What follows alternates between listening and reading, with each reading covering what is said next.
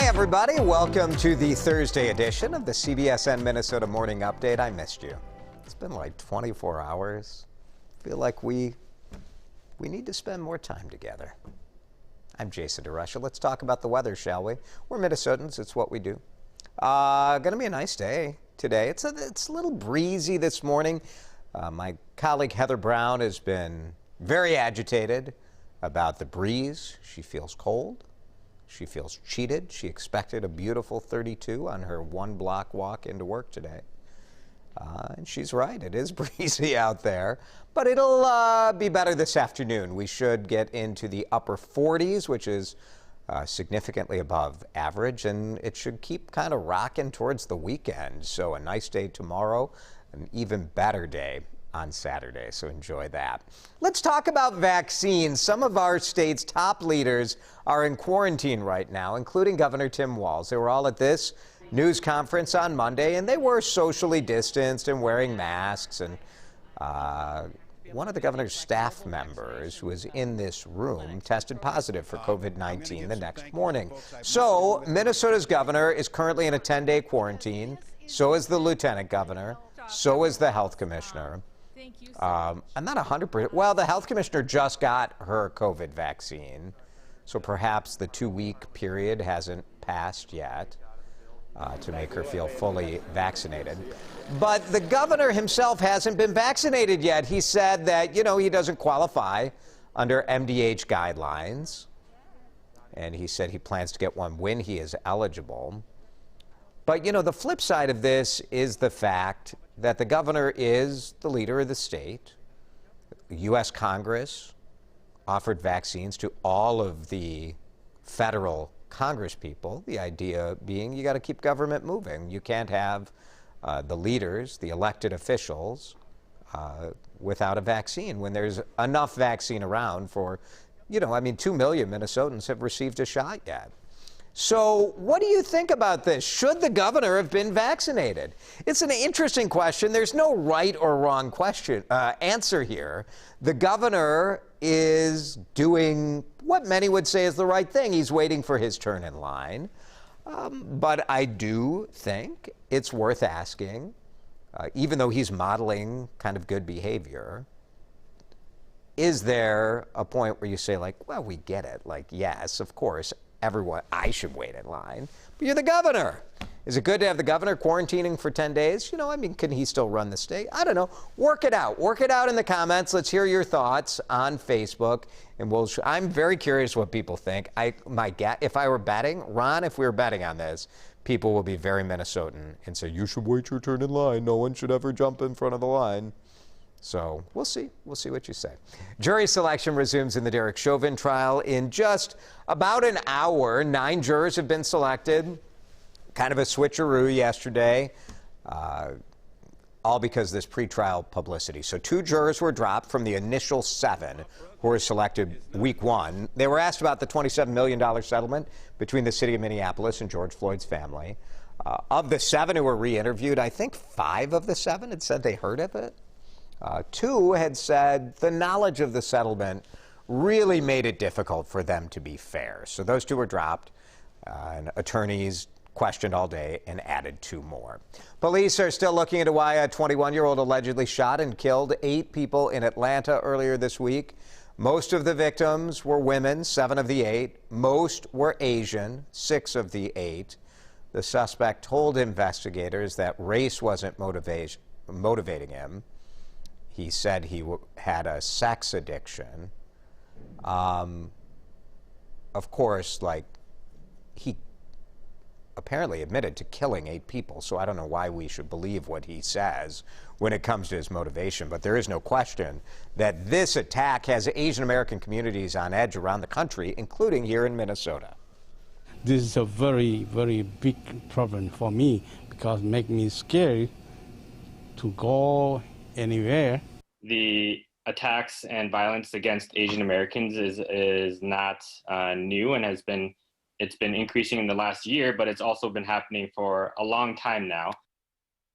National report found that out of all 50 states, Minnesota had the 15th most hate incidents against Asian Americans over the last 12 months. And those are just the incidents reported, right? We know so many more of these incidents are happening. The FBI says there has been no spike here lately in federal level hate crimes against the Asian community. But again, we say this is the reported incidents to authorities. If you experience or witness discrimination, there are resources to get help, and you should report it. It's very important that we find justice and stop this nonsense. Our Asian American neighbors, I'm sorry. Like, what an awful scenario. WCCO.com with that information. Severe weather we're watching in southern states today. Boy, the tornadoes that came yesterday, some amazing video. This is from a drone in Silas, Alabama. Drone pilot got close enough. You see those power poles kind of popping, some trees getting hit hard by those strong winds.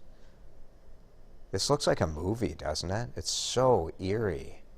No word of any specific damage from this tornado yet, but you see, like, boy, I just think the information for scientists to look at kind of the way the winds whip around. There's so much about tornadoes we don't know.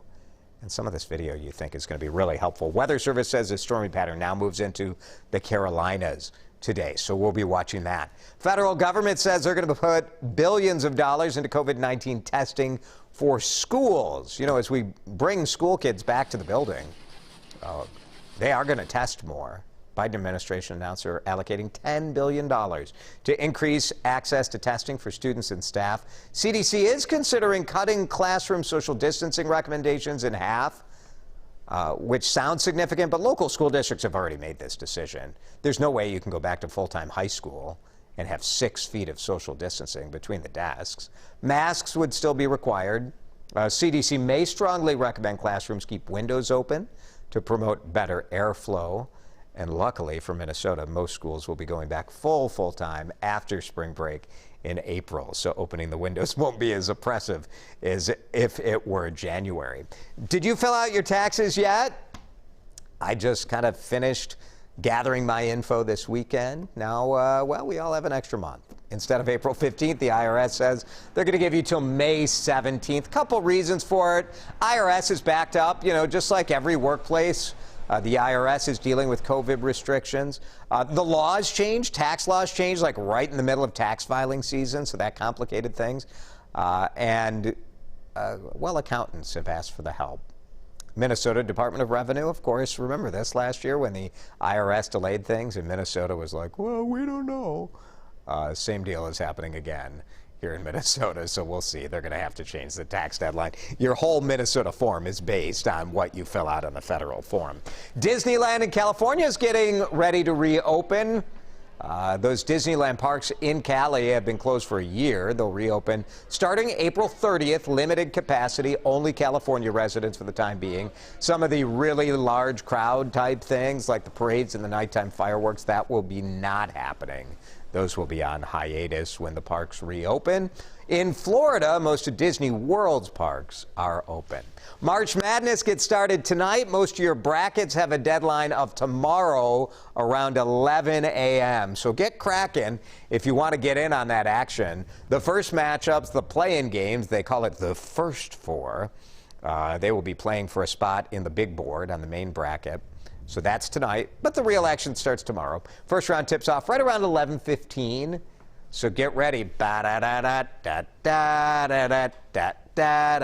just love, I mean, I'm sure we can't afford, do we have to pay for did I just cause us to pay for music rights? I don't think so. I feel like any computer algorithm that would pick up that performance would not know what I was singing. We'll see if COVID affects any teams. You know, if you have an outbreak, you lose and the opponent advances. So that's how I'm going to pick my bracket.